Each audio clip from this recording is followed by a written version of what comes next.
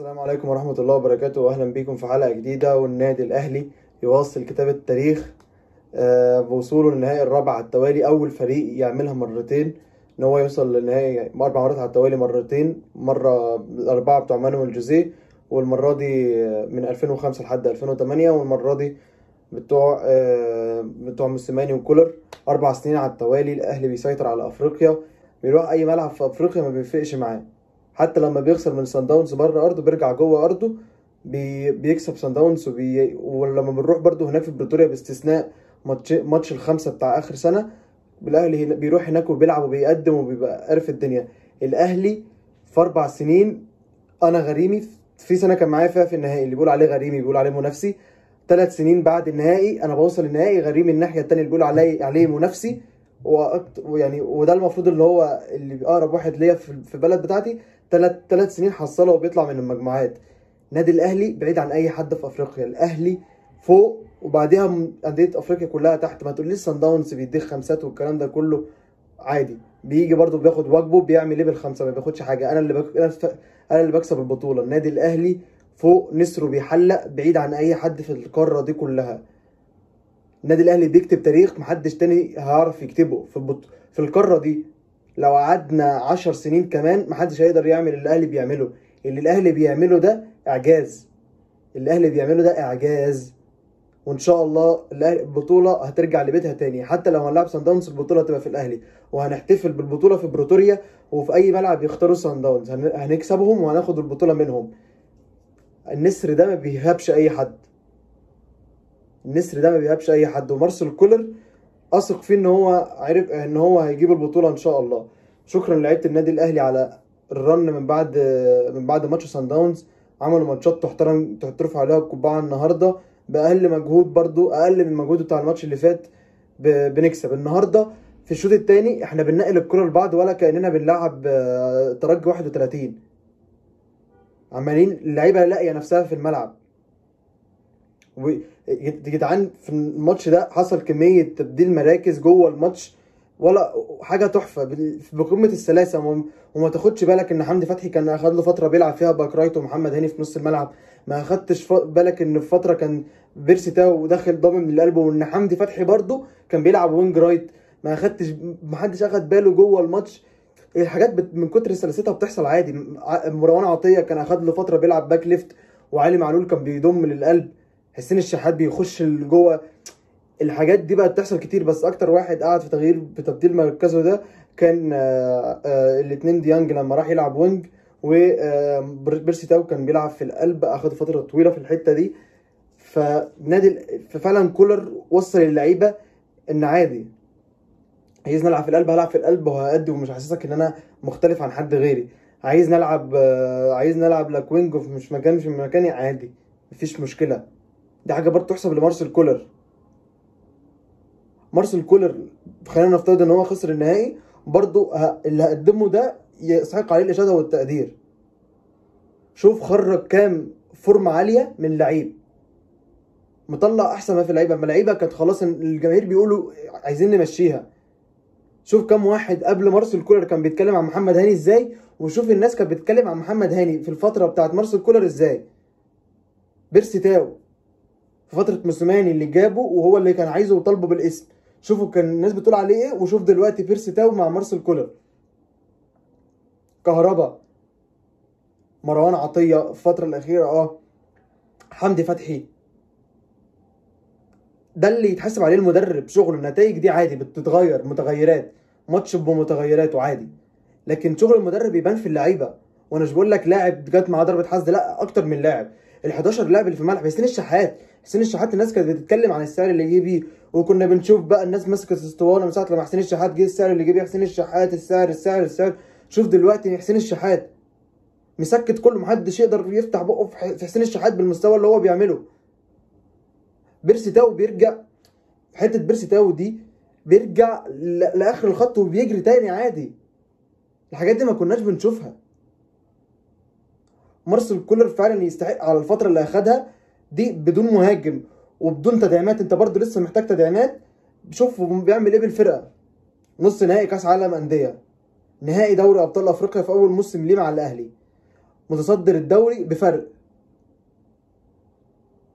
الدوري الطبيعي في الجوله 28 الاهلي في بيلعب 21 ماتش، الاهلي متصدر. انت شايف المارسيل كولر ما وصله ليه وما خسرش ولا ماتش في المستوى المحلي.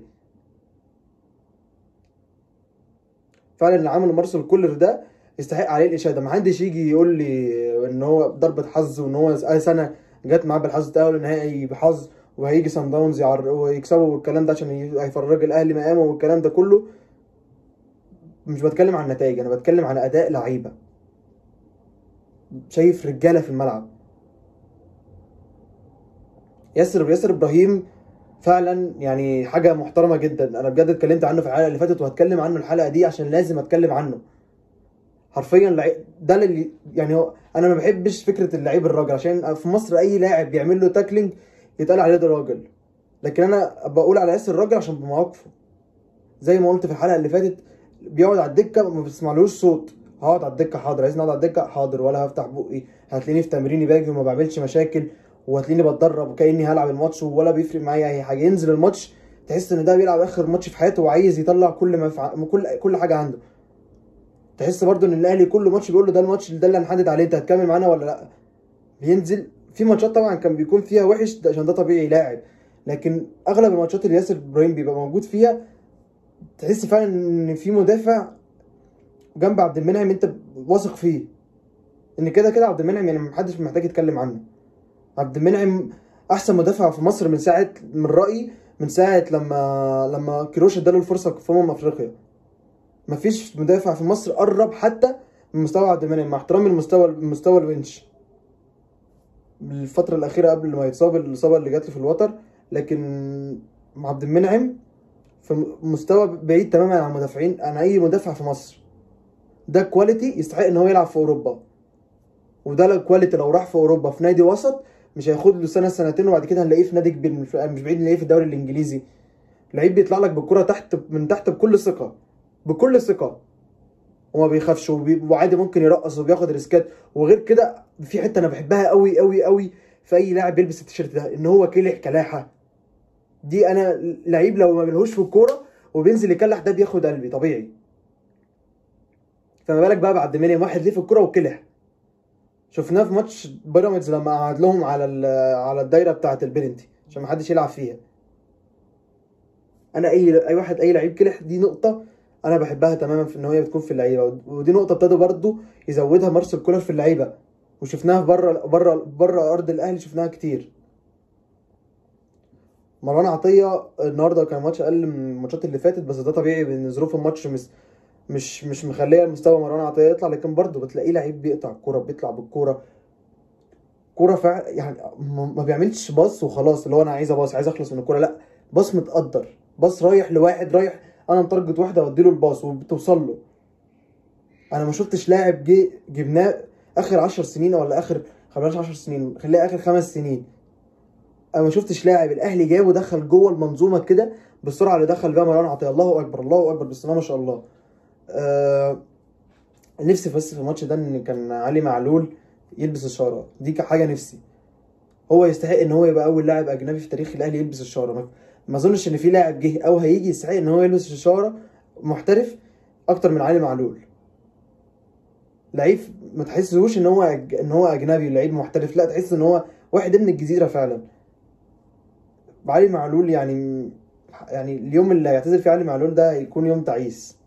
هنحس هيفكرني باليوم اللي اعتزل فيه ابو تريكه، مع ان انا ابو تريكه ما لحقتوش من اوله، لكن ما بالك بقى بعلي معلول انا لحقت مسيرته كلها من الاول مع الاهلي.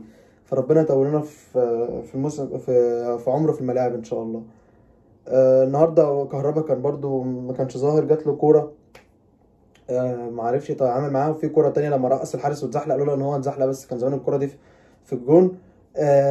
ونقطه في عبد القادر ضيع جون كان هيبقى تاريخي. عمرو السوليه بالكعب لقفشه يديها لعبد القادر يديها لقفشه، قفشه يرفع عينه ويديها لعمرو السوليه. دي في حد ذاتها كبير ان قفشه يرفع عينه ويديها لعمرو السوليه. عمرو السوليه يلعبها لعبد القادر شاطها بطريقه معفنه.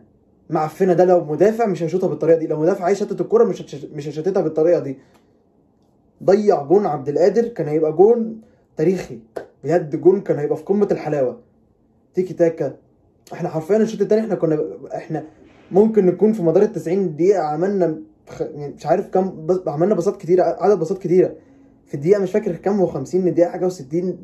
بننقل الكره عادي، اللعيبه بتظهر لبعضها، تاو يظهر لهاني، هاني يظهر له حمدي، حمدي يظهر له ديانج، وكده بندور الكره، عمالين ننقل الكره بينا بطريقه سلسه، بطريقه سلسه، حاجه محترمه فعلا.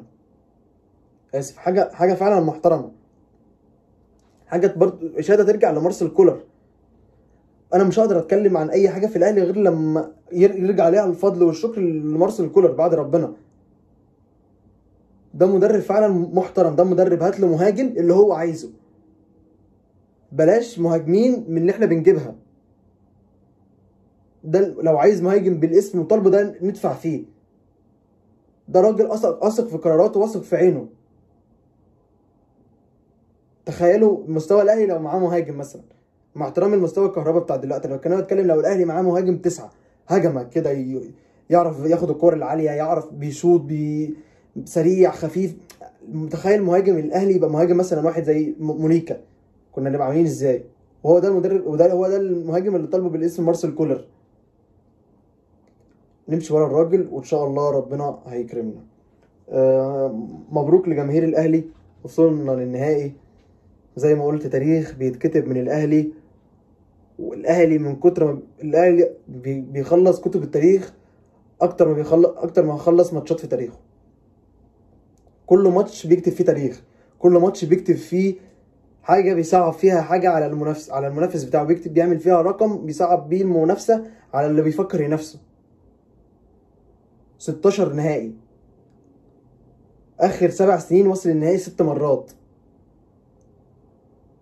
ان شاء الله ان شاء الله ان شاء الله البطوله والاميره السمراء هترجع لخزائن ناديها المفضل. دوري ابطال افريقيا عارف بيته، وهو هيرجع لبيته السنه دي ان شاء الله، والحادية عشر هترجع للنادي الاهلي. مبروك لجماهير الاهلي، مبروك لكل واحد بيشجع وبينتمي للكيان العظيم ده. وصولنا للنهائي، وشكرا مارسيل كولر على الفرقه المحترمه اللي انت بتقدمها. انا كنت حابب اغلب كلامي النهارده يبقى عن مارسيل كولر، عشان هو فعلا يستحق ان هو ياخد الاشاده، والناس ما تنتقدهوش على اخطائه، ان هو كان مزودش السكور النهارده وفتح ونزل يلعب براحته، احنا كاسبين 3.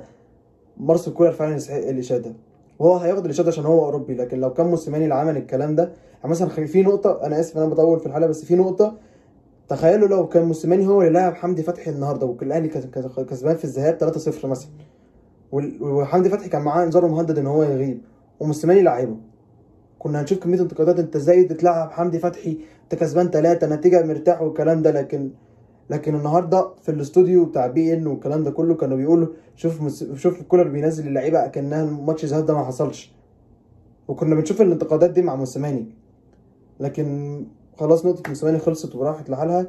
بس انا كنت بقارن بين الوجهين، ان انا عارف ان كده الاشاده هتيجي لمارسيل كولر عشان هو بس اوروبي، لكن موسيماني كان بينتقد على اقل شيء. مبروك. ولكن الاتنين بحبهم، الاتنين مكانهم في محفوظ، بس طبيعي ان عمي بيتسو يبقى في حته فوق شويه عن مارسيل كولر. لكن مارسيل كولر باللي بيقدمه يستحق الاشاده، ويستحق التقدير، ويستحق المسانده، ويستحق الجمهور الاهلي يبقى واقف في ظهره. مبروك تاني وتالت ورابع وعاشر للتاهل النهائي. وان شاء الله ان شاء الله ان شاء الله بكره نفرح كلنا بتاهل الوداد، وحتى برضو لو صن داونز وصل، بس ما اظنش ان الوداد هيتاهل عشان خاطر يعني كان الماتش على ارضهم، مطرود من صن داونز لاعب، في لاعب تاني اتطرد بس في اخر دقيقه ما تحسبش، لكن مطرود منهم لاعب، بيلعبوا 10 لعيبه صن داونز اغلب الماتش وما عرفوش يعملوا حاجه، فالماتش في بريتوريا هيبقى صعب، وهو غالبا صن داونز هو الطرف الثاني في النهائي. لكن ان شاء الله ان شاء الله ان شاء الله الاميره السمراء هترجع لناديها المفضل. شكرا واسف على الاطاله، وكان معاكم احمد هاني، واشوفكم في حلقه جديده، والسلام عليكم ورحمه الله وبركاته.